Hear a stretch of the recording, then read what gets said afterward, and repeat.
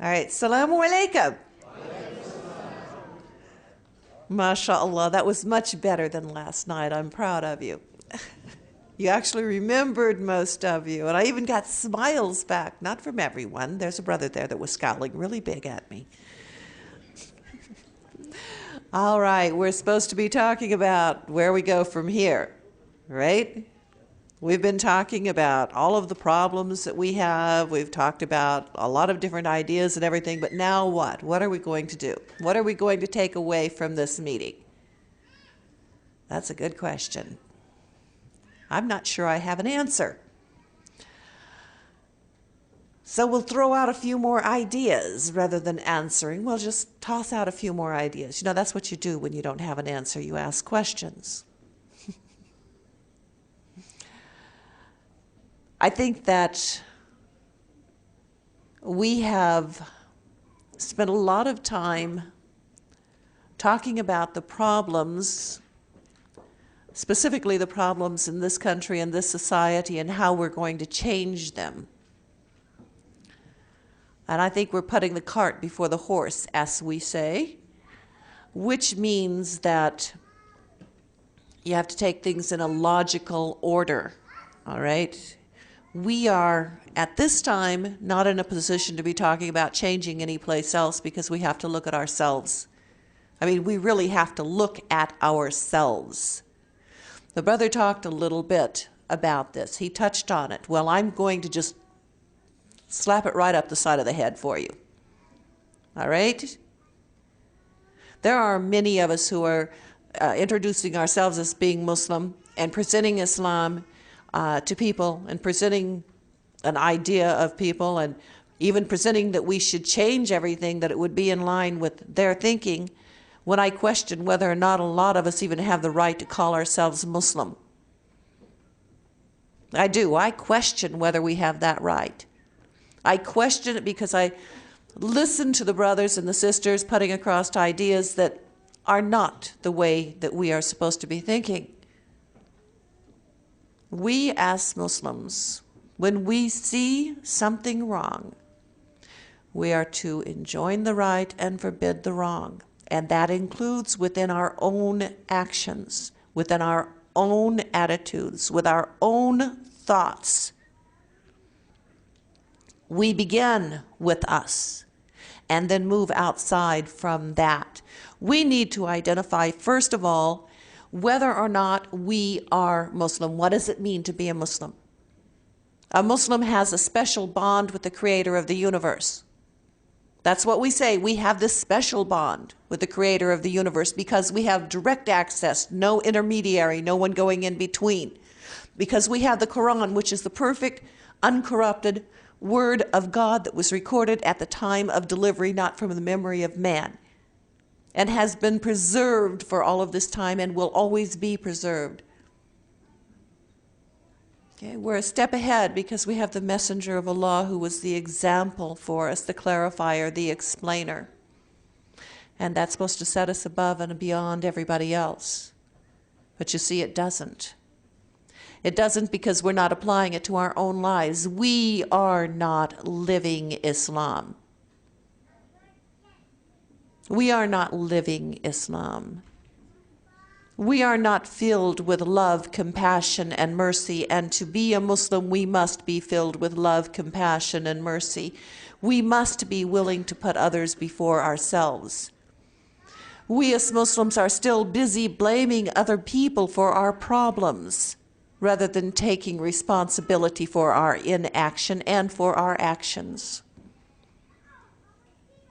No, we're not ready yet to start making changes in the world. We can't make changes in the world until we reestablish Islam within our own hearts, within our own actions, within our own thinking patterns.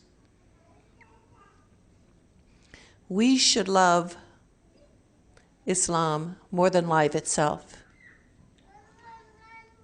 And we should care more for our brothers and our sisters than we care for our own well-being. And we should recognize that as vicegerent on this earth, that we are responsible for the well-being of every other human being, regardless of race, religion, creed, color, whatever. We're responsible for their well-being, as indeed we're responsible for the environment, and for, as the Native Americans call our four-legged friends, all of the animals as well. And yet we go around in a state of selfishness, thinking only about what is in our best interest, not in the best interest of other people. We go around in a self-absorbed state where we don't even consider the impact of what we are saying and doing will be. And every word you say impacts upon someone. Every action you take impacts upon someone. This is why we are told not to waste our word and to guard our tongue, and we're warned that the word can be a dangerous thing. You must be careful what you say and who you say it to. That's why there is not one way of presenting Islam. That's why there is not one way of doing any particular thing. The Quran itself says that we speak to people in the way that they will understand. Not the way we understand, but the way they will understand. There was a young man once who was talking to people about their zeal to convert the universe to Islam. And he said a very simple thing that struck home to me. And he says, look, you can't teach me anything if you hate me. You can't teach me anything if you're afraid of me. You cannot give me anything if you resent me. Those words were so true, because if you are afraid of a people, if you resent a people, if you dislike a people, if you do not care about a people, if you have a hate for a people, you can do nothing to change their situation.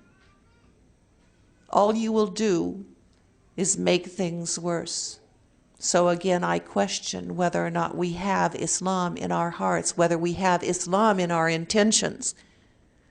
Or has our ego gotten the better of us? Is our nafs speaking out so loud? Are we so concerned at impressing people and impressing each other that we've forgotten what it is that we are supposed to be?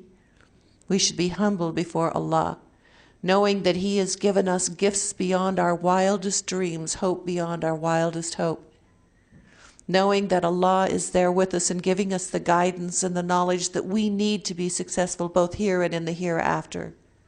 Knowing that Allah subhanahu wa ta'ala is always going to be there as the perfect friend, the perfect companion, the most merciful, the most compassionate, the most loving, the most pure, teaching us how we also should be exhibiting love, compassion, mercy, friendship, protection, purity. When we have corrected our own hearts, when we have corrected our iman, when our adab is truly Islamic, when Islam is the beat of our heart, then we can talk about what it is that we're going to do to change the other people. But you may be surprised how little you want to change other people when you actually begin to live Islam, because you will quit being so quick to judge. Allah is the judge, you are not. You do not see the action behind the word. You do not see what is written in the heart of any individual, no matter how great their words may be. You cannot judge. You have no idea what the end result will be of any human being in this room or in the universe. My words may seem harsh way to end this, but that's because I'm not trying to end something, I'm trying to start something. I want to start you to thinking and examining where you are and what you are really doing. I don't want you to be lemmings. You know what a lemming is? I mean, they run in little herds and one jumps off the cliff and every other lemming jumps off the cliff as well. Okay, you're a Muslim. If you're a Muslim, then you are to seek the knowledge, you are to seek the understanding, and you must apply that to every aspect of your existence. Not following blindly the way other people say or the way other people have done. You are responsible. You are personally accountable before the Creator of the universe. No one can defend you. Indeed, no one will want to defend you on the day of judgment. The only defense you will have is your own hands, your feet, your tongue, your heart, your Quran, your actions. Are you ready for that? When you are ready to face the Creator of the universe, when you have lost all hesitancy, when you are ready to face the Creator of the universe, then you are ready to change the universe. Assalamu alaikum.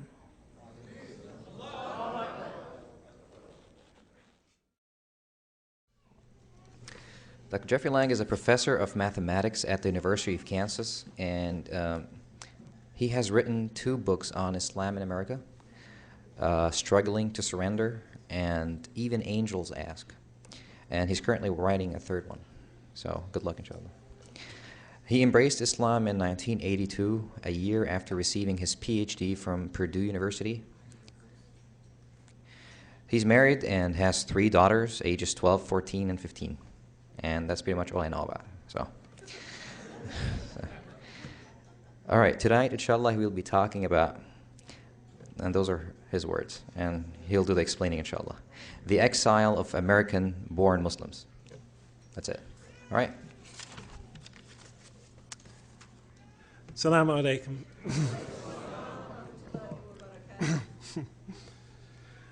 Okay, the exile of American-born Muslims.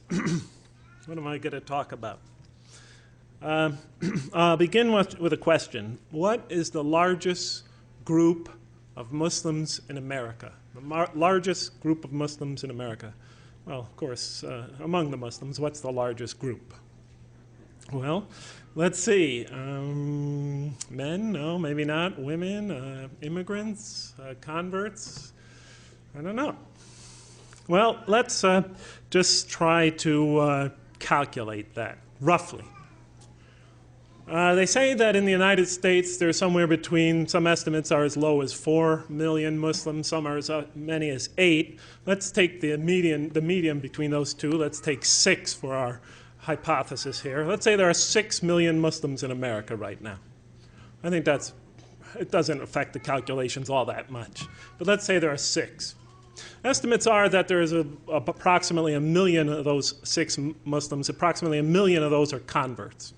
Okay, so we'll take the 1 million or so converts and put them on the side temporarily. That leaves 5 million other Muslims. Okay, but wait a minute, for a second, let's take those 5 million and those million and put them back together. Look at that 6 million Muslim population. Most of those Muslims are family members. They come from Muslim families. The average Muslim family has at least 3 children. Muslims seem to like to have children, so maybe 4 or 5 would be a proper average. But let's say 3, just to make it conservative. So that says in a family of 5 Muslims, we have 3 that are children. 3 that are Americans born in this society to Muslim parents. That's 60% of those 6 million Muslims are Americans born of Muslim families in America. 60% of 6 million is 3.6 million. Toss back in 1 million converts, that's 4.6 million. 4.6 million out of 6 million is at least 75%. Somebody tell me where they are. Because I go from mosque to mosque to mosque around this country, to Islamic center to Islamic center to Islamic center, speaking to Muslim audiences, and I don't see them. They're unrepresented in almost every audience I see. Oh, you might have 1, 2, 3, 4, 5 showing up at conferences like this, maybe even 10 or 15. But if you go to most Muslim communities about America and you go to their masjids, you go to their community meetings, you go to their community events, they're not there. In Lawrence, Kansas, we're said to have somewhere now, the estimates are between 500 and 1,000 American-born Muslims living in that community and the surrounding communities. Do you know how many show up to the Friday prayer, week in, week out, or the community meetings? 2. Myself and one other. Where is that 75%? The invisible 75% that we rarely see. Through the past 50 years, there's been a large-scale, steady flow of immigrants to America from Muslim countries through the past 50 years. There were large-scale immigrations before that, but for the past 50 years, almost half a century, we've had a sustained, continuous influx of Muslims from throughout the world. And although they have created American Muslim institutions like MSA, ICNA, ISNA, AINA, or I think AMC, various other abbreviations, and etc., the religion has not really taken root in this country, even after half a century. Because in order to take root, it has to take root among the indigenous population, among the born population. We've been here half a century. When I entered this religion back in 1982, and I used to go to the mosque to pray, I would find that the composition of the mosque consisted basically of immigrant Muslims and visiting foreign students, and a handful or two of converts to Islam. In the 1990s, early 1990s, whenever I would go to a mosque anywhere in the country, I would find that the majority of that community would be immigrant Muslims, visiting foreign students, and 1 or 2 at most converts in that congregation. When I go to the mosque today, the situation is the same. In 50 years, you could have at least 3 generations of Muslims. Where's the second and the third? We're talking about taking the message of Islam to the world, winning the modern world to Islam. We're not even winning with our own children. So we have to start asking why. Now, we normally hear the usual excuses. The negative image of Islam in America. We could always blame it on the press. But let's face it, I mean, over the last 50 years or so, the press has become a little bit more balanced. Oh, you still have some demonization. I guess they talk a lot about the Taliban and the oppression of women there, according to the American media, the destruction of the Buddhas. But that kind of stuff doesn't really affect the outlook of our children. They could toss that off as prejudice, and they usually do. Osama bin Laden is public enemy number 1, according to the US government. The Soviet Union is no longer the enemy, so Osama bin Laden will have to substitute. But again, one person or the fame or disfame of one person is not going to drag our children away from the masjids, not from our communities. We have to really start thinking more serious about where have all our children gone, as the song used to say back in the 60s, where have all the children gone? Well, how can we find out? Well, you could start by asking them. But usually if we ask our children why they don't seem to have the same commitment to Islam, the same love of Islam, the same commitment to going to its institutions and participation, they're usually not going to elaborate on their reasons. Because they know that if they tell us that we will not like what they hear. I had interviewed young Muslim kids at the University of Kansas and at other universities that have no participation whatsoever in their communities. And they come to me and they tell me all the doubts they have about this religion, all the reasons why they're skeptical about it, all the problems they have with this religion. I said, did you ever talk to your parents about it? Most of them said, they always have the same story. I asked this question once, my father just belted me. Or I asked this question once, and my parents said, you're not a believer. Or I asked this one question, and they told me, if you keep on thinking like that, you're going to get out of this house. So they learned not to talk about it. just to keep it to themselves. There are some ways to tell if you actually go out and solicit their response. In the past several years, I've been getting hundreds of emails from American Muslim kids. I really can't answer them all. But I ask them for their reasons or their whatever problems they might like to communicate to me that they have with this religion. And you'll be quite surprised at the depth of the questions and the problems that they have. Another method, aside from soliciting information from them, another method is just go to the websites and chat rooms that they go to the various Islamic websites and the various chat rooms, and see the discussions that take place there. And record that information and start pouring through it and see what their problems and their issues are. It's quite revealing. So far, I've collected several hundred pages of data on what our children are, and converts also, because they're part of the American Muslim sector of our society, charting what they have to say about our religion and what problems they have and why they're not participating and why they're drifting away from this religion. Because half of the people that emailed me begin with this remark: I either think or am no longer, I either think I am or no longer am a believer. I think I'm becoming an atheist. So where have all these children gone? Well, now this is not scientific because I'm soliciting this information. This is not an objective poll. But you could guess what some of the problems are, and they're rather obvious. One of the main problems they have is a clash. They see a clash between the culture that they grow up in, the surrounding culture, the culture that helps to shape their minds, and the culture, the religious subculture that they're asked to be a part of.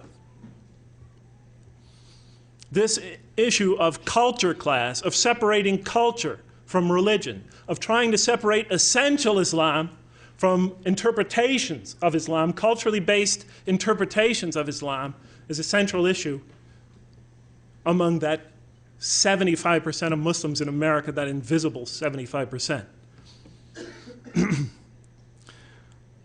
And there are many cultural issues that they bring up.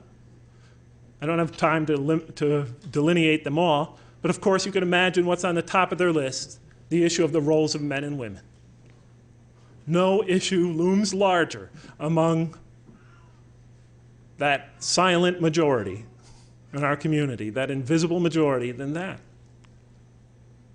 And the kids tell me that they have doubts about Islam because they see Islam as subjugating women.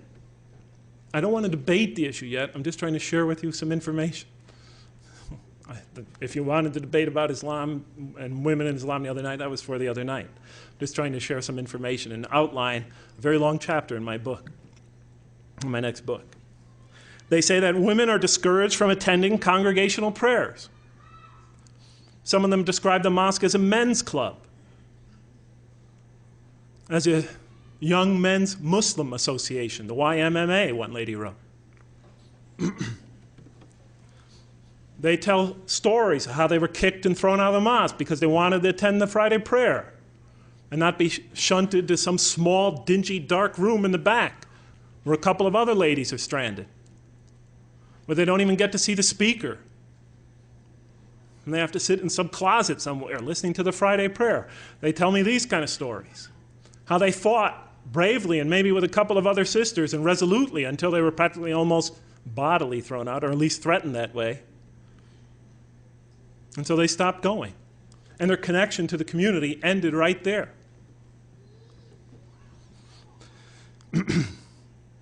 I remember when I was back in San Francisco, we had 4 young lady converts. They all converted around the same time. I have no idea why. It was almost a miracle. 4 students, female students, converting to the religion. They almost did it as a team. They needed to sort of support each other, to give each other courage, to give it a shot. They started attending the nightly prayer. the morning and the nightly prayers, because the Fajr prayer is pretty tough to get up to and get to the mosque for, but these students made it because they love to hear the Quran recited. Well, several men in the masjid went berserk. What? Ladies in the mosque? One man got so irate that he threatened in front of the entire community with the ladies present that if any more women were to show up in the mosque, he was going to throw them out bodily. The ladies didn't want to be the center of controversy. They stopped coming to the mosque. 3 of those ladies aren't Muslims today.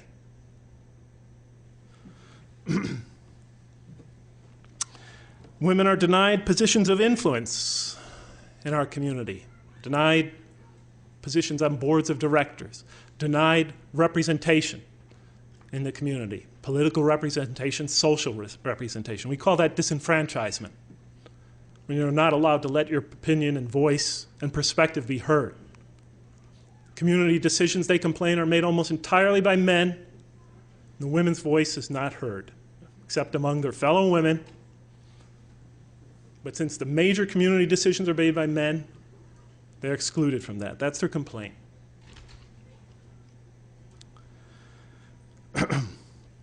Women converts, so far, have been a small exception, a slight exception to what I talked about so far. Of that 75%, there's a considerable number of lady converts to Islam that participate in their communities against great odds. Or at least that's what they say. That's what they're reporting to me. Against great odds. Because not only do these ladies feel, rightly or wrongly, just trying to help us understand why people are not coming that we would expect to be coming, why this majority is almost invisible. What they tell me is that they're treated like second-class citizens in the Muslim community. As a matter of fact, they tell me they're treated like third-class citizens in the Muslim community or fourth-class citizens. Because they tell me on the top you have the Muslim men, and then next you have the women from foreign countries, Muslim women from foreign countries. Then on the third tier you have the immigrant women, Muslims. And then on the fourth tier you have the American lady convert. Now, whether that is rightly or wrongly perceived, the fact that that perception exists should be a concern to us. What are we doing to communicate that perception? I'll tell you right now, a male convert doesn't feel the same, especially if he is white, blonde-haired, blue-eyed, Anglo-Saxon, male. He doesn't feel the same. The day I became a convert, it was as if an angel came down from the heavens. There were tears flowing from people's eyes. Brothers were hugging me left and right. People were stopping me in the halls, congratulating me. Some people were kissing my hand. They couldn't keep their hands off me. The day I went to a meeting, I must have had my pockets were so filled with people's addresses and papers. I looked ridiculous. I looked like the Scarecrow in The Wizard of Oz. I remember I was driving home and somebody said to me, "Oh, brother, if I could only bring you to my country," his country was Kuwait, "if I could only bring you to my country and they could see you with your blonde hair and blue eyes and white skin and your American accent." I thought, God, my God, I mean, if the prophets and this message didn't work, what am I going to achieve? I don't know, what is this business of this color obsession? What? I didn't know at that time. I was new. I learned, I quickly caught on later on. But I said, if I was what? A black American? And you drag me in front of that audience, they'd be less impressed? He didn't say anything. I later learned, of course, that was true. But back to the women converts. They claim that they are the subject of derision. They're ignored. They're disrespected. They're marginalized, disenfranchised, ostracized, from their own community, that they are not given equal status with other members of the committee, especially men, but even other women. They claim that, oftentimes they claim that the women, the traditional Muslim women, treat them worse than the traditional Muslim men. Now, I know it seems far-fetched to you. It seems like a fairly open-minded community, so much of this probably doesn't apply to you. But I found in my own experience that Muslim men could harbor some, let's say, misogynist views towards women.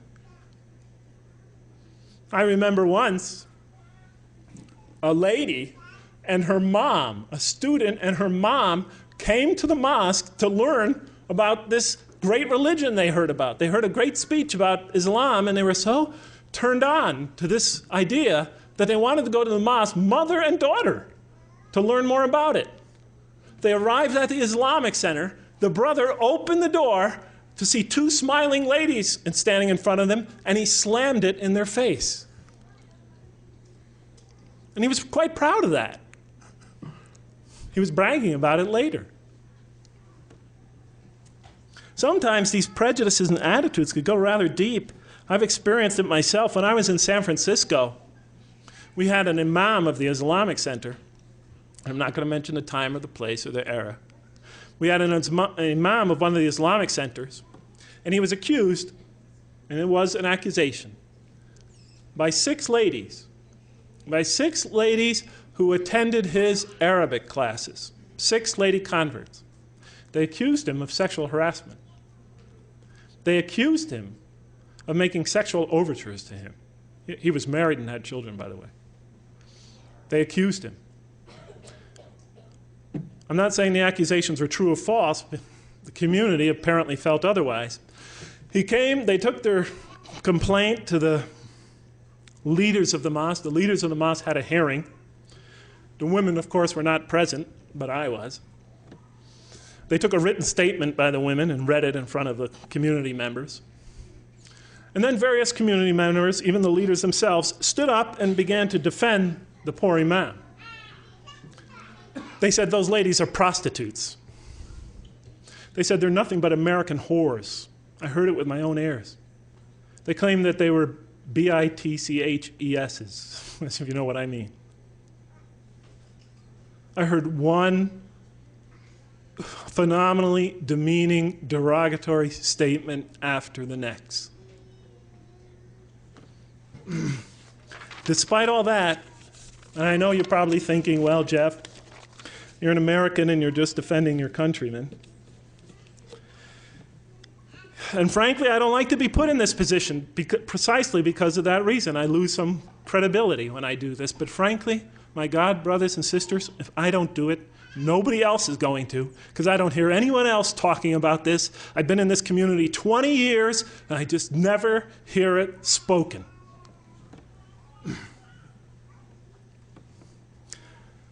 No wonder our children feel separated from their community. I only brought up one cultural issue. There are other cultural issues as well, which I don't have time to go into. The children also complain, and the converts also complain, that there is an intellectual divide that they have to face, that they cannot seem to relate to the khutbahs, the speeches, the positions, the thought, the perspectives that come from behind the pulpits of the Islamic institutions in America. They can't relate to them. Maybe it's our own fault. You know, because we've pushed our children. We've pushed them to become some of the most educated, some of the brightest, some of the hardest working, some of the most competitive students in America. Our best children are our children are among some of the best students in America. We have them in Harvard and Yale and Stanford and in all the Ivy League schools, in the Big Ten. They're getting degrees in areas of critical research. They're learning things like critical methods of historical study, literary criticism, textual criticism, form criticism. They're learning some of the most modern and most revealing historical critical techniques. Some of them are becoming scientists. They're becoming leaders of critical thought and innovative thought in America. That is their mindset. And they've done very well. But when they go to the mosque, they're told one thing, and when they go to their school and everything they've learned and everything they become tells them to take another approach. And I'm not saying this is good or bad, I'm just trying to explain what they explain to me. Because in their education and in their schooling and now in their minds, they're taught rationalism, cold, objective reasoning. While in the community, the stress is on tradition, following traditional thought. Don't question the tradition. Don't raise difficult or controversial questions. They see a conflict there, a conflict of thought. In their education and in their society and in their entire life, they're taught individualism. It has its good and bad sides, but they're taught individualism. We teach them conformance to community norms. Don't rock the boat. Don't make a fitna. Don't create havoc in the community. Don't ask too many questions. One American lady convert back on the West Coast, she converted when she was 53 years old. Her husband had died several years earlier. She discovered this religion by reading the Quran, converted to the religion, and she would be constantly going to the leaders of her community, asking them questions, especially about the role of men and women in Islam, badgering them again and again because she didn't find the answers were satisfactory. And she was attacking them on rational grounds. At first, they politely replied, and then they tolerated a little more, and then they started to get a little bit angry with it, and finally they just told her, just leave us alone. Keep your questions to yourself. You are only a convert. We've been Muslims all our life. You are only a convert. The lady had a reply. She said, so were all the companions of the Prophet, peace be upon him. Our community, the American community, teaches our children innovation, adaptation, relativism. Our community stresses the eternal and immutable. Our students are taught critical, objective research. We teach them to revere the ancient authorities. And they see it as a conflict. They see it as two mutually exclusive approaches that both sides are unwilling to meld, to bring together the two approaches, to seek reconciliation. Since our children, since this great 75% of Muslims, are you guys getting exhausted? I could tie this up in 1 minute. I thought you'd want, I tell you the truth, I expected you to want to throw me out of here, but okay. Since this great 75%, at least, this great 75% of invisible majority, is told that our communities are the true, practical model of Islam in America. And since they have these conflicts, intellectual conflicts with that model they see, they begin to have a difficult time seeing the relevance of Islam in their life. They start to see this as a religion that lacks relevance, perhaps is even irrelevant. And little by little, that 75% drifts farther and farther away from this community. There have been entire Muslim communities in America that have entirely disappeared from the past. Not a trace of them left. If you take away right now the immigrants and the students from the Muslims in America, the masjids and our institutions will be empty. And those masjids and institutions will be converted to some other secular uses.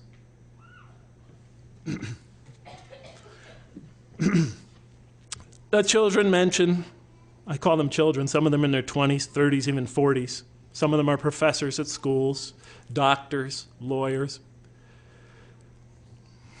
These second-generation Muslims and converts report that they have problems with other issues as well, which I don't have enough time ago to get into. They talk about problems with classical Islamic theology. Theology is a theory, are theories we construct trying to understand a relationship between God and ourselves. Theology is a theoretical enterprise of man. They have disagreements and problems with the classical mythology. The essential classical mythology is the school of Al-Ash'ari. The other essential school was the Mu'tazila. They debated it out for the first few centuries. The Al-Ash'ari's viewpoint finally won out. But our young people really can't find any real relevance in either approach. They even see major conflicts between both approaches and what is stated in the Quran. And part of the problem is that when it comes to systems of thought, we always have to keep them alive. The answers and the interpretations and the work of scholars in the past must always be reviewed, critically analyzed, updated. We always have to be checking and rechecking the work of the scholar because no scholar has the final word. This is true in physics, it's true in mathematics, it's true in engineering, it is true in the study of history, it is true in social science, it is true everywhere. If we rely on any century's thought, then we inevitably become stagnant intellectually. And we stop reaching the minds of future generations. Till finally so much time passes where they can't even recover the original irrelevant message, irrelevance to the message of whatever area of thought that is. But they can't even recover a link between that message and themselves, because too much time has passed. And it's too hard work. Our children, many of them, are suspicious of the Hadith collections. They learn all these critical methods of historical research, and now they begin to have doubts. Why does that happen?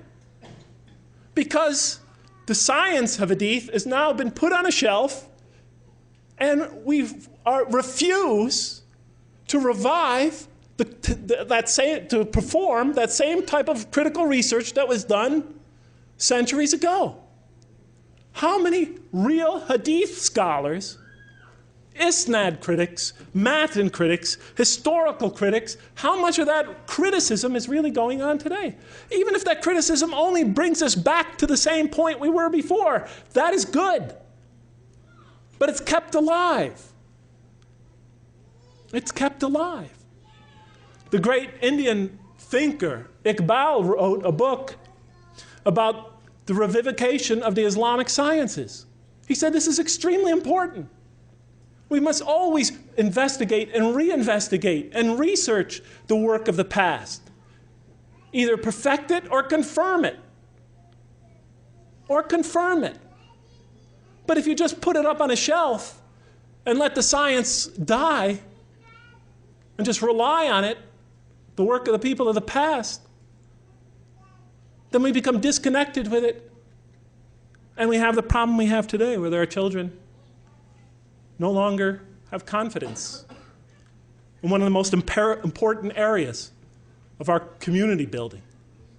They're complaining about it. There's a huge distrust among them. Almost every kid that emails me brings up this subject sooner or later. What are we doing to answer them? And I don't just mean answer them. I mean, answer them according to their level of thinking, according to their experience, according to their level of thought, according to the techniques of critical investigation that they're learning in American universities. What are we doing to reach them?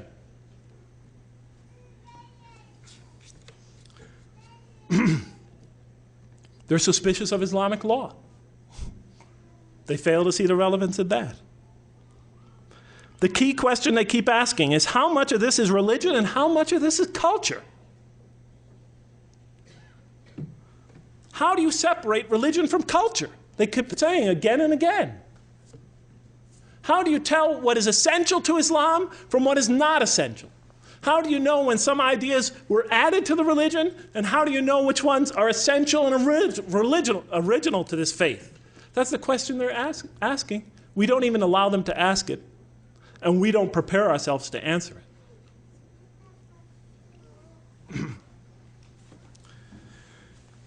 it. We need to create an intellectual space in this community where these issues can be discussed, researched, studied, confirmed, or revised. We need to start thinking again. We need to start researching again. We need to start critically investigating again. Or else, we're going to lose a generation. Because we will be unable to communicate to them according to their level of thinking. And that's why we have to allow these kids to come into this community. And when they come into this community, we have to allow them to voice their concerns, to voice their questions, to make their position known. And then we have to patiently and painstakingly and intelligently and rationally respond to them. Because as long as we fail to do that, we give them a one-way ticket outside of our community. The type of scholarship we need to revive all the great Islamic sciences. We definitely need to revive that. Especially here in America, where we are on the front lines of the confrontation. I hate to call it confrontation, but on the front lines of this confrontation between Islamic thought and Western thought. I don't see it as it has to be a confrontation, but right now it is that way. And I think one thing we have to do is get out of the bunkers. But in any case, what can we do right now? I'll take about 8 minutes of your time and try to summarize that. Like I said, one, create in our communities the intellectual space to be able to start discussing things, discussing problems, discussing issues, discussing questions. Because right now, in our communities, we run them like one of those oppressive oligarchies that most of our communities immigrate from when they come to the United States.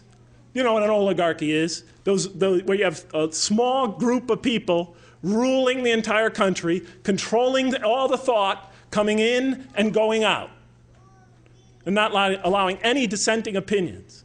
It seems I've been at the University of Kansas 20 years, and every time a new administration comes to power, it's always some kind of coup.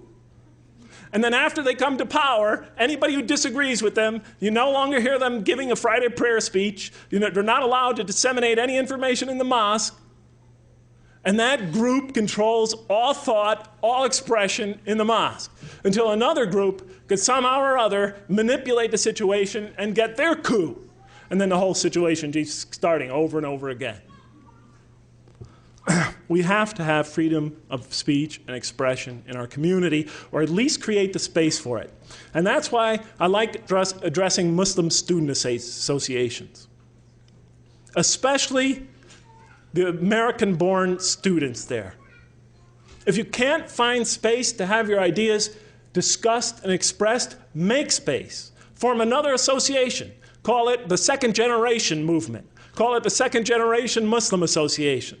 Call it the American Converts Association. Call it whatever you want, but create that space where you could research, learn, discuss, and live to the best of your ability this religion, intellectually and fully. But you got to create that intellectual space. A lot of scholarship needs to be done. I don't think I've discussed that well enough here today or made my position clear. But a lot of scholarship needs to be done in our community. And we also need to have our community become much more open, where free expression exists, and where we're tolerant of differences of opinion. But frankly, my brothers and sisters, I think that's going to be going to take too long, and it's going to come too late. Unless we suddenly radically change our whole approach to what we're trying to accomplish in America.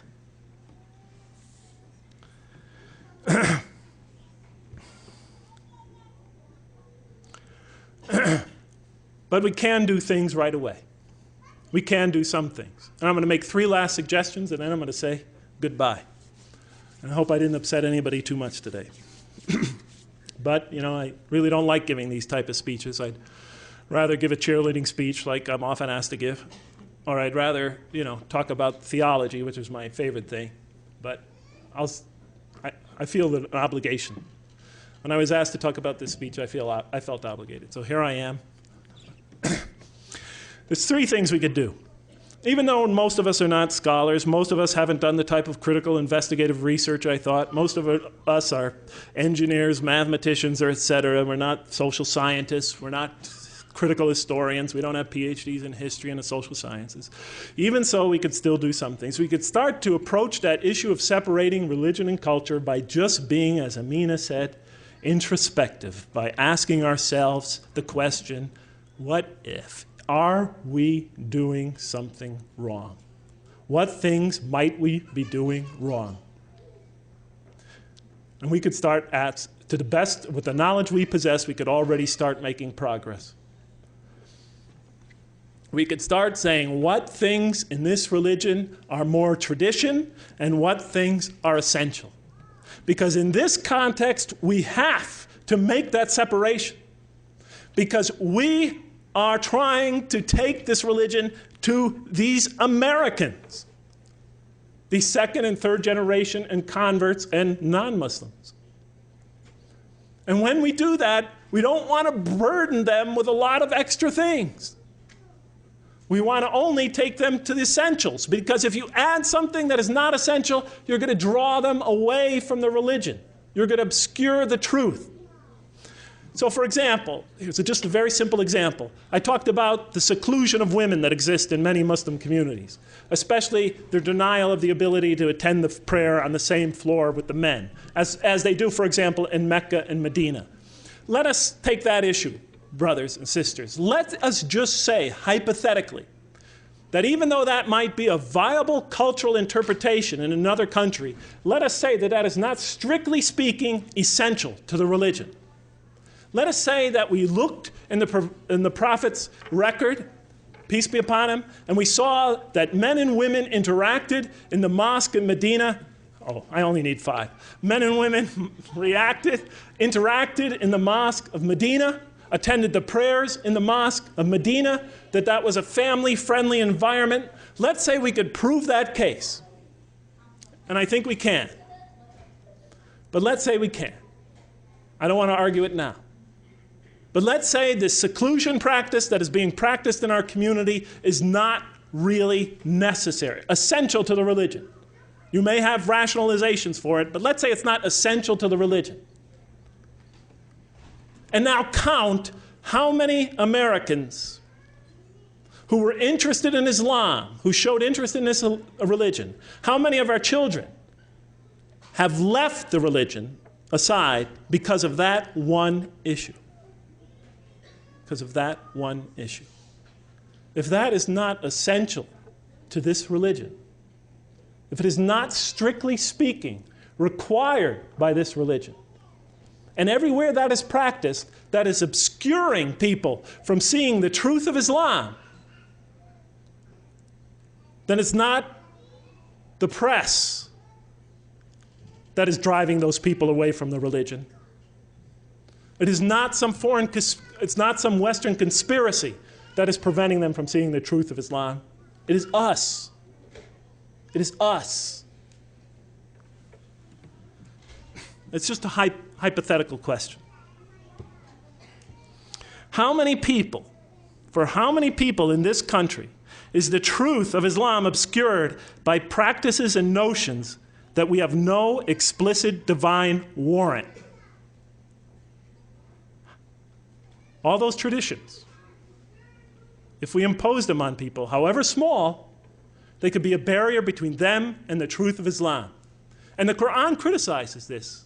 It says in no uncertain terms, have you considered what provisions God has sent down for you and how you made some of it haram and some of it halal of your own making? Say, has God indeed permitted you? Or do you invent a lie concerning God? It was talking to the mushrikeen, people who associate with God that which is not of God. They make something sacred that God specifically did not enjoin. And it criticizes them for that. And it says in another verse, and say not for anything you invent, this is halal and this is haram, so that you invent a lie against Allah. Because when you do that, you commit, as we all know, shirk. Associating with God that which is not of God. And why is that such a serious sin?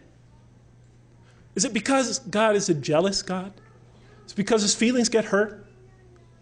Is it because of some personal divine problem? No. The problem with any kind of shirk, making something sacred that God has not made sacred, the problem with that is you obscure the truth. And you place a barrier between the truth and that person, and give them an excuse and a reason not to even consider your religion. That's the problem. And the Quran gives trivial, almost seemingly trivial examples. It criticizes in a very harsh way the Meccan polytheists because they used to slit the ears of cattle, and condemns them for that, for doing that without any divine warrant. Something so small, you're saying? Something so small? The problem is when you do that, maybe you think it's small, but later on for another person, that could be give him a reason to dismiss your faith. Oh, look at that. Look what they do. Oh, I can't consider that religion. That can't be the truth. That's ridiculous. You know? Quran gives many examples of that nature. I'll give you a very simple one. The term son of God. The Jews say Ezra is the son of God. The Christians say Jesus is the son of God. That is the saying with their mouths, imitating the statements of disbelievers of old, of deniers of old. What's the problem here?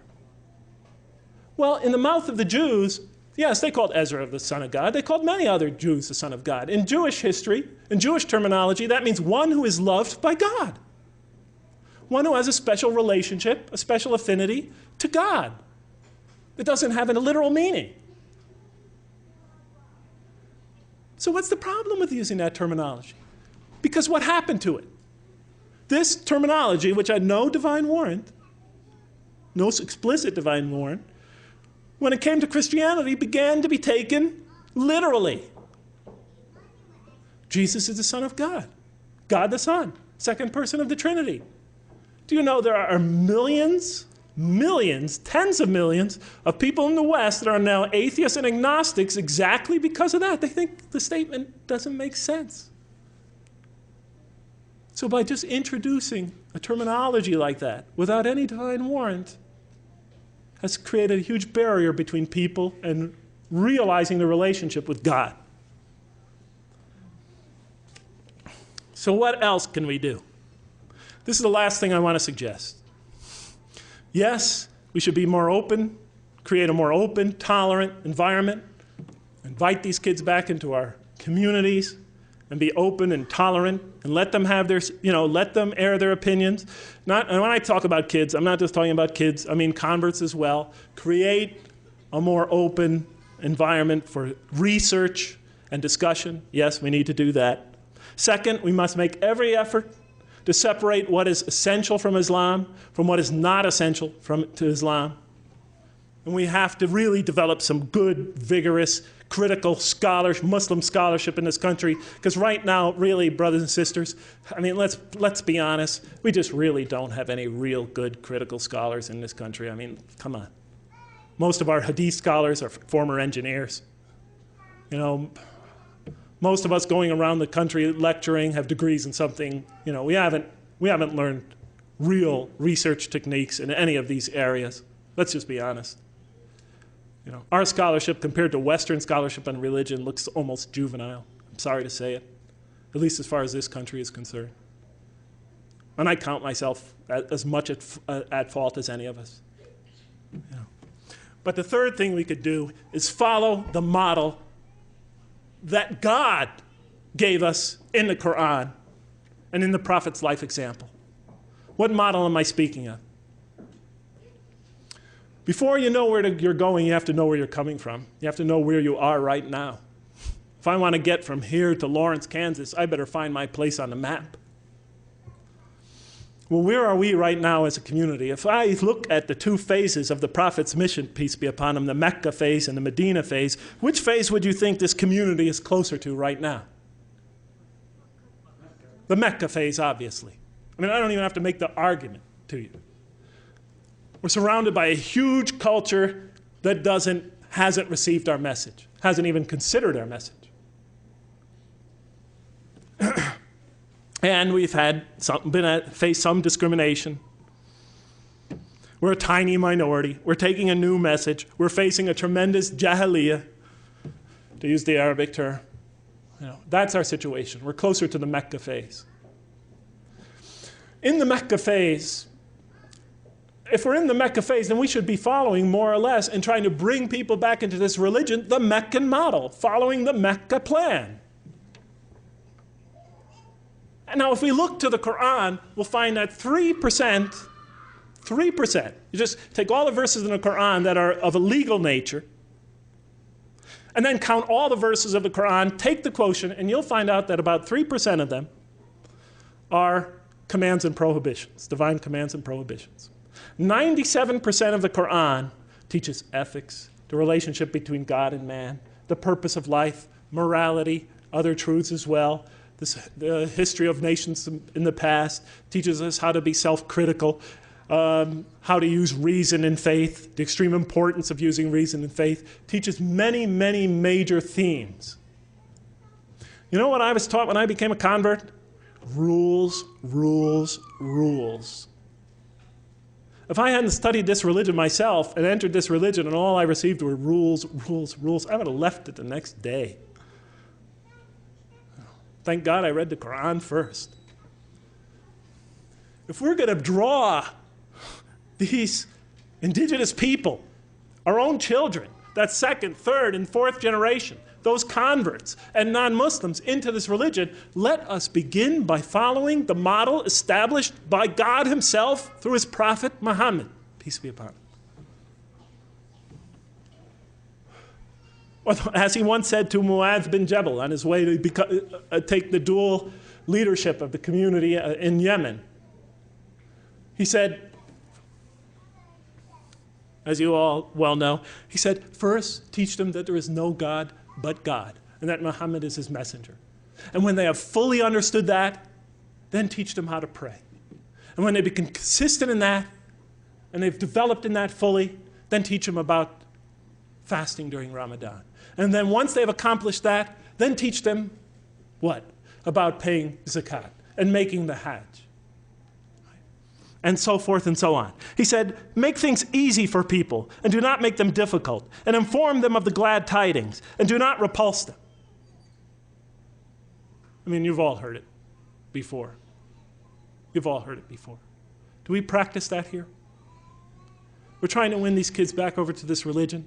We're trying to bring a community of people into listening to this religion. And the first thing we do is get them in that door. We tell them, okay, you cover your hair, you do this, get rid of the gold. Okay, don't do this, don't do that, don't do that.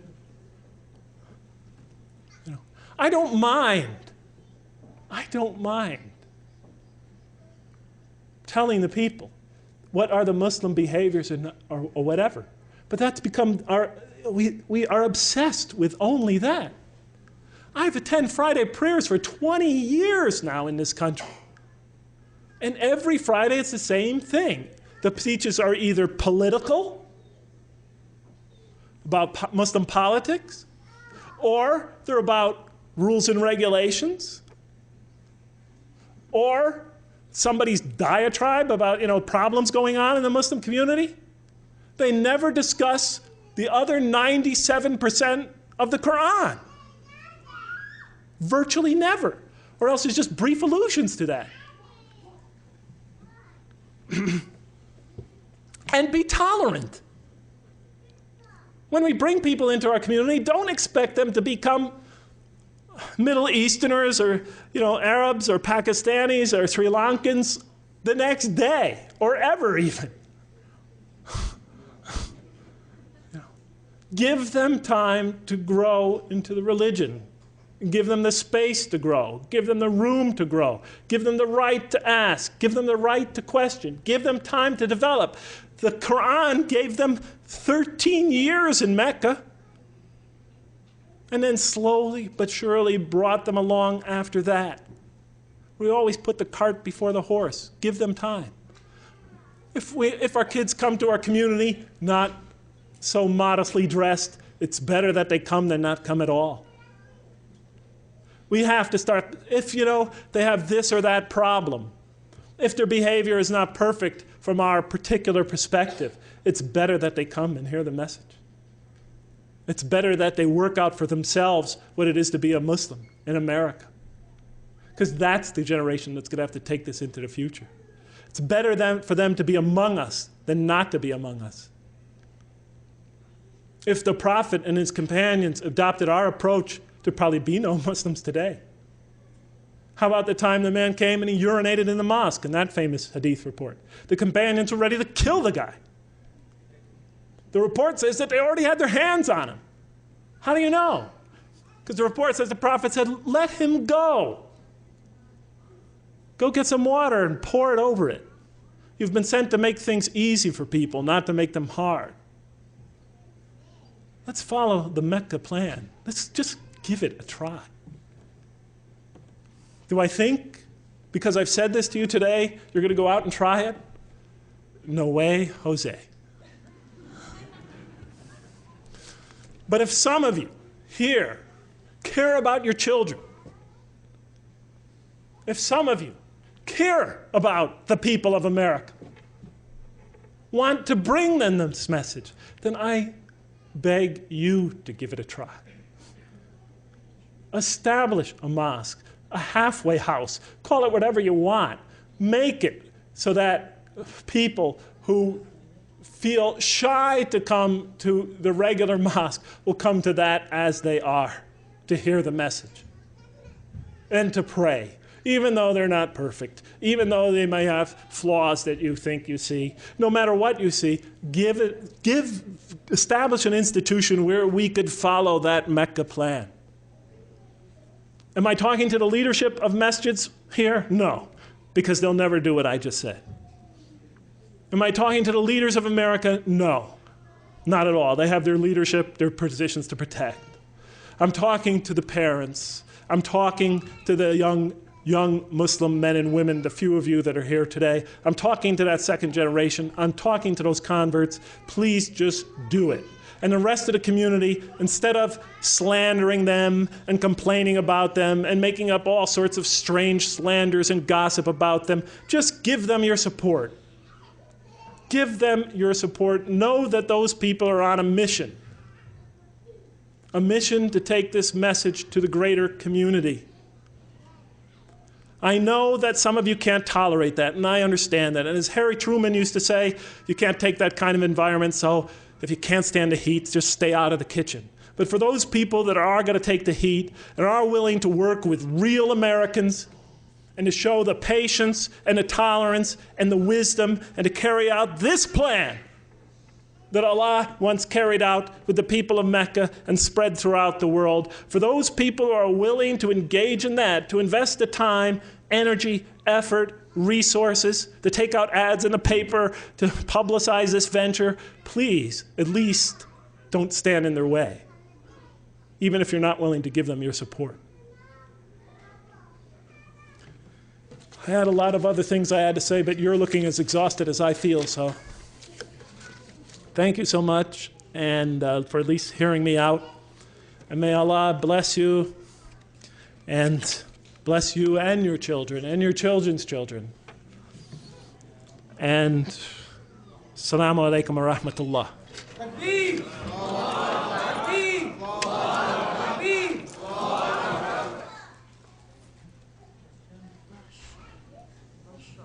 Wow. All right. Jazakallah alf khair. That was wonderful. Okay, we have 15 minutes, inshallah, for questions and answers. And I beg you, please, please, if you have a comment, wait to the end. Or come and deliver it directly after the 15 minutes, inshallah. Unless you have a question, and please make it short, come. All right? Otherwise, please, stay there, write it, and they can answer it for you, inshallah, after 10:30. All right? I'm going to say one thing, okay? Short questions, no statements. Short questions, no statements. If you're going to make a statement, I'm actually going to interrupt you because that's the only way we're going to get through this tonight. Yeah. Okay. Bismillahirrahmanirrahim. Assalamu alaikum. I have two questions. One question is for a blonde hair brother. I want you to know that I'm not American, but in some way you are not alone in your problems. Many times I came to masjid, I pray on the front of the other Muslims, and then after that they came ask me if I'm Muslim. So I came from the part of Europe where other people didn't know that they are, until 10 years ago, that they are Muslims. They are just like most of us here don't know that there are 40 million Muslims in China right now, and they are suffering also. But I see there is many negative things that you saw. I agree with you totally, but during your experience and your life as a Muslim, do you see any changes in a good way? I mean, I have experience in the masjids where I went. You are true totally. Your speech is true, and I agree with it.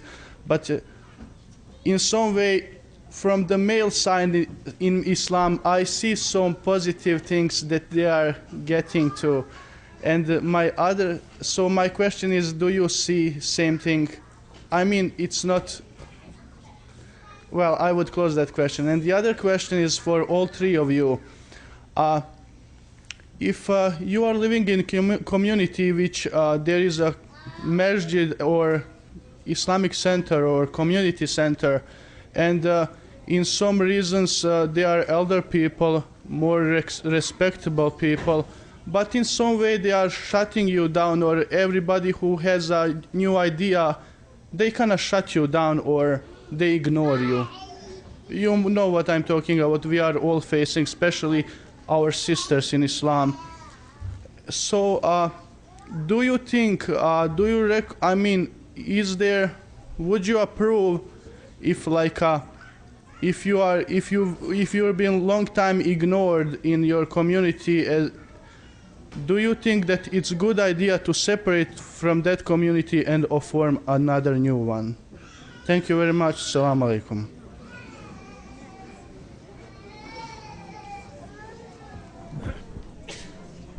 I don't mind. No, I could. I just don't want to hog the microphone.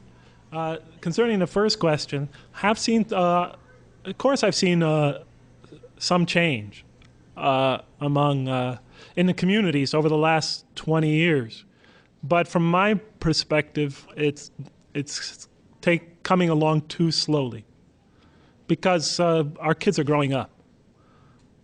I mean, if it takes another 10 years before we, make a little more change, then we'll probably lose another generation. So I mean, the clock is ticking. So, I'm really asking for a radical introspection on our part is really needed. As far as the other question, I'll let these two take it. I'm sure they'll agree with me. You noticed in my speech I didn't emphasize separating yourself from the community, but establishing other ventures, other institutions that don't compete with the community, but hopefully working with the community, but maybe, they will not give you your support. But, a mosque that could be modeled on the Mecca plan where you could draw people in. Hopefully it'll get the support of the community, but, that venture has to be carried out no matter what. But I don't see that as an alternative community. I just see it as a part of the community that's fulfilling an essential function of our mission here in America. Bismillah ar-Rahman ar-Rahim. Well, of course, the answer is no for the second question. Otherwise, we're going to have a new community every day. Really? Remember we said that Allah subhanahu wa ta'ala in His plan that He's going to test you and you're going to be faced with different people from different backgrounds. And most of the times, these people, they have good intention too, but the only thing missing is just knowledge, or they're ignorant, or they're mistaught, or they need someone who can teach them and be patient with them. And that's part of the working for the path of Allah subhanahu wa ta'ala. However, there are some cases that you don't have choice, because you find yourself just losing your energy, losing your time. But those are really exceptions. You have to be very, very careful, and it's not anyone who can make those decisions. Unity in Islam, it's one of the highest things, and it's really very crucial, and we don't play with it. So if there are problems in the community, work to solve them, and ask Allah subhanahu wa ta'ala, and be patient. Be patient, and Allah subhanahu wa ta'ala will help you do that.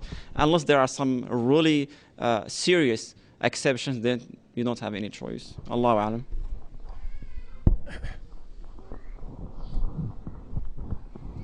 Ditto. No, you can't. We have to be careful about this bit of making divisions. And like Brother Jeffrey said, we can have other things that are happening within the community that will work as assets to our particular Islamic center or masjid, but don't start a new masjid. Try to develop the unity and just the work that you want to do this and build it in with your center, and in time, inshallah, it will become a part of it, but you never give up on your community.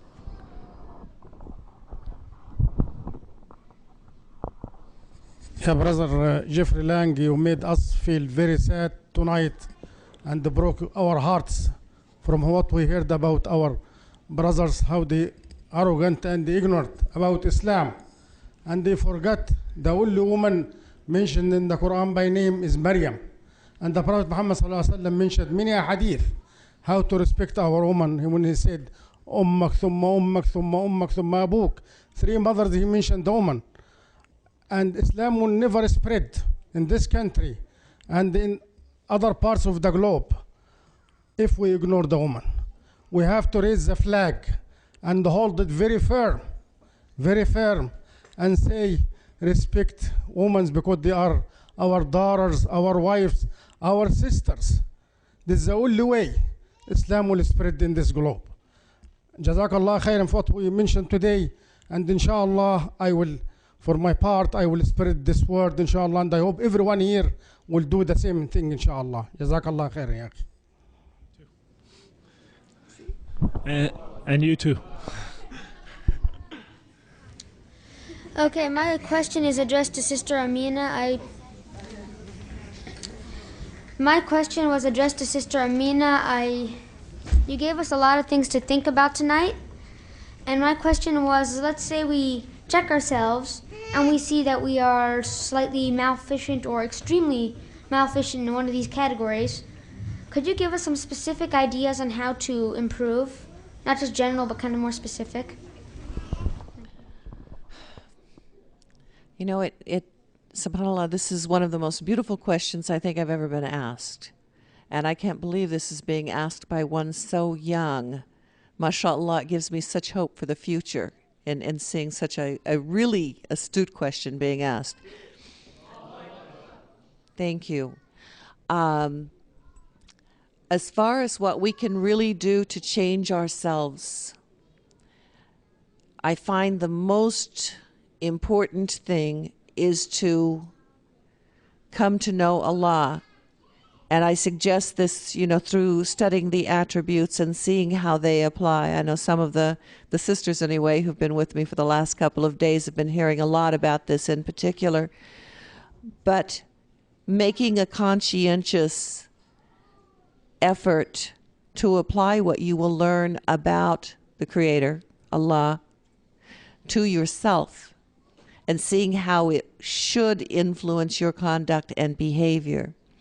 It's really not hard to be a Muslim. It's not hard. It's easy to be a Muslim. We make it hard because we burden it with so many superficial things that other people can see. How do you tie your hijab? How do you wear your hair? How long is your beard? Okay, we have all of these wonderful things that we can judge each other. Oh, he's better than he is because his beard is longer, or he wears a kufi and he doesn't wear a kufi. And oh my God, did you see that one had a necklace on yesterday? When we're not looking at what's inside,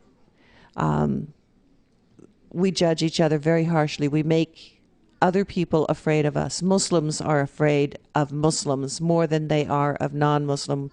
When Brother Jeffrey's talking about the situation of our young people, I spend most of my time on university campuses, and most of these young people were born and raised in this country, and yet they still connect themselves also with another country, and they all tell me how much they are afraid of Muslims. They're afraid to go to the masjid because they're going to be criticized for this. They're afraid to participate in this particular thing because they're going to be criticized for something else. So they just stay away. And I have them tell me, I feel safer with the non-Muslims because they're not so critical. We change ourselves by, first of all, knowing who Allah is. And you learn that through the 99 attributes. And then just changing one little tiny thing at a time. And I've actually named several of them, not judging each other. That's a biggie, okay? Trying to exhibit the attributes of Allah that should be shown through us, His mercy, His compassion. Not burdening our Islam with superficial things. Don't worry about what other people think of you. They can't put you in heaven. They can't put you in hell. That's the biggest thing to remember. Nobody. It doesn't matter if they like you or not. It doesn't matter if they tar and feather me later today. What matters is between Allah and me. No one else puts me in heaven. No one else puts me in hell.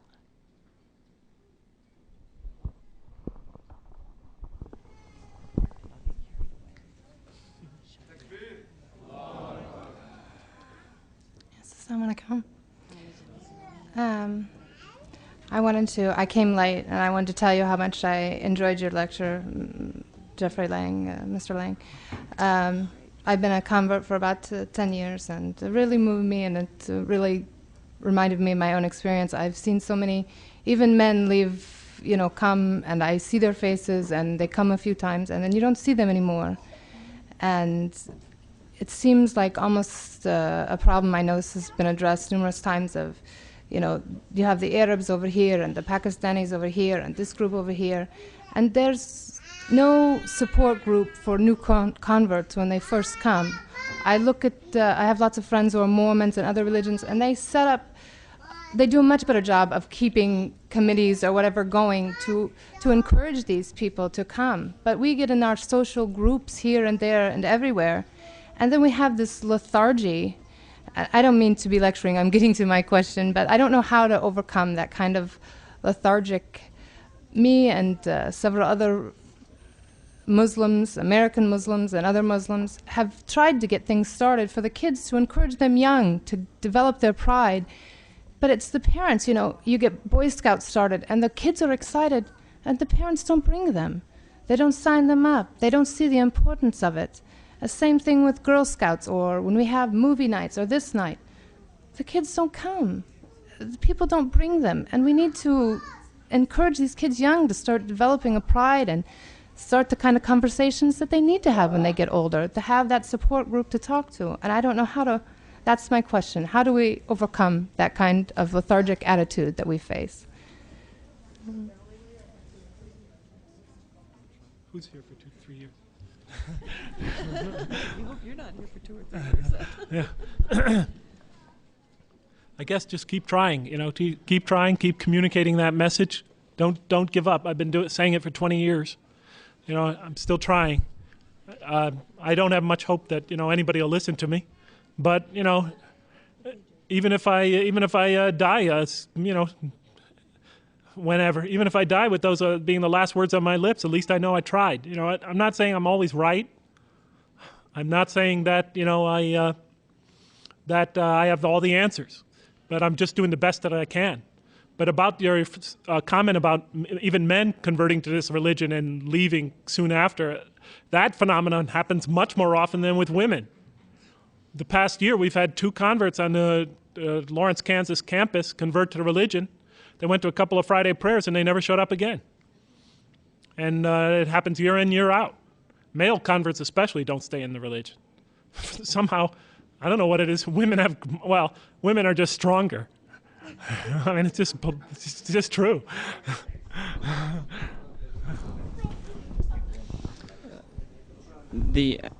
There's a hadith from the Prophet ﷺ, but before mentioning the hadith, I would like to say something, which is something for the people who reverted to Islam. You might think that once you've reverted to Islam, you're going to go to the mosque and you're going to find angels. It's like the one who gets married and he's expecting an angel, right? Really, and that's not right. That's not the way it is. You're gonna go to the mosque or the Islamic center. You're gonna find people practicing Islam. You're gonna find maybe a lot of ignorance and misbehavior and mischaracter, and again, it's part of that test that you're going to face. And Allah Subhanahu wa Taala is gonna put you through that test to see, well, are you really getting to Islam from the door or from the window? Which one? Now let me come back to the hadith. Prophet ﷺ, كيفما تكونوا يولى عليكم.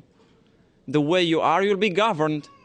So, and when I was listening to one of the experts in whatever they call it, human science, social science research, and he said something really interesting. He said, when you choose the behavior, you choose the consequences. In other words, if you do not try to change it, then that's the way it's going to be, that's the way it's going to last. And that's why Prophet ﷺ said, كَيْفَمَا تَكُونُوا يُوَلَّى عَلَيْكُمْ. The way you are, the way you will be governed. In other words, if you do not change it, that's the way it's going to stay. And that's the garbage we have in back home, because people are not doing what's supposed to be done so that we change that dictatorship. And people are just keeping quiet. So the first thing is a test from Allah subhanahu wa ta'ala. We don't have angels in the mosques or in Islamic centers. As wives are not angels, and husbands are not angels either. And it's a test, and we have to choose the behavior so that the consequences are the right consequences. And we have to work on it. And we should work on it. And whatever you do and whatever you face, Allah subhanahu wa ta'ala is going to reward you for that. And whatever patience you have, Allah subhanahu wa ta'ala will reward you for that. It's good to tell these things to the non-Muslims and to the new revert Muslims, so that they don't get any misunderstanding what Islam is, what Muslims are, and what the practice and the real message, the difference between the two. One more question, please. Assalamu alaikum wa rahmatullah. My question, Dr. Jeffrey.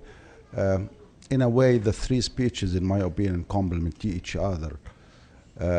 One of the main areas you mentioned in your speech is the lack of scholars here in this country. And in my opinion, that's number one. Lack of knowledge, is one of the main reasons of too many things we see here. So, as far as I know, there are 2 universities in this country which are teaching علوم القرآن وعلوم الحديث, both Quran and Hadith. And I just want everybody here to know that they can attend that either full-time and or part-time basis. The second, which is my question to you, does it help if American kids from second or third or fourth generation, as you mentioned, will get scholarships in Muslim countries where they have highly recognized Islamic universities? You'll find that in Al-Azhar, you'll find that in Morocco, you'll find that in Tunisia. That's at least the areas I know about. So does that help? If you have those American kids will go there,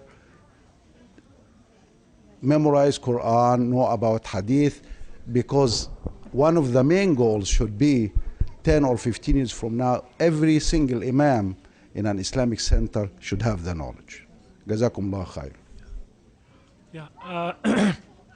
Yeah, I think it could help to send our boys and girls to Islamic institutions abroad to learn from classical scholarship, the sciences.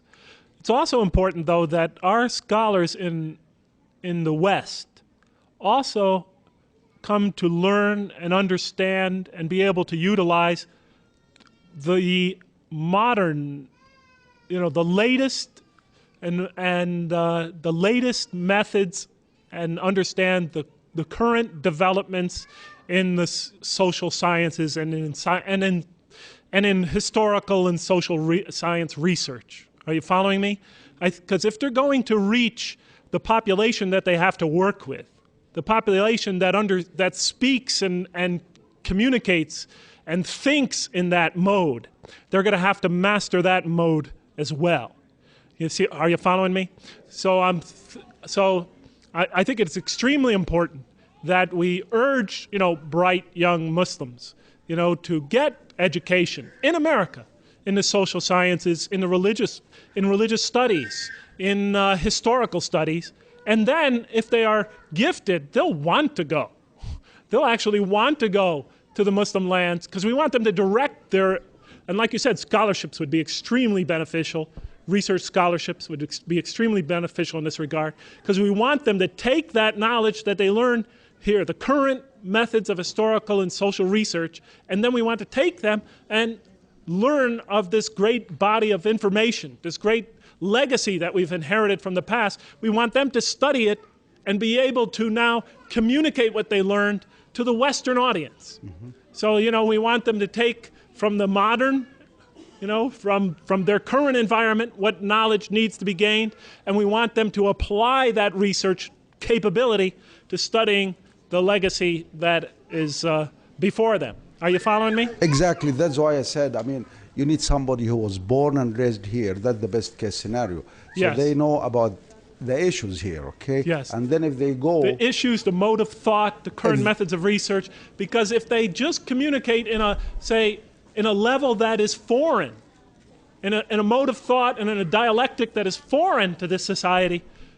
they will not be able to reach the audience that they want to reach.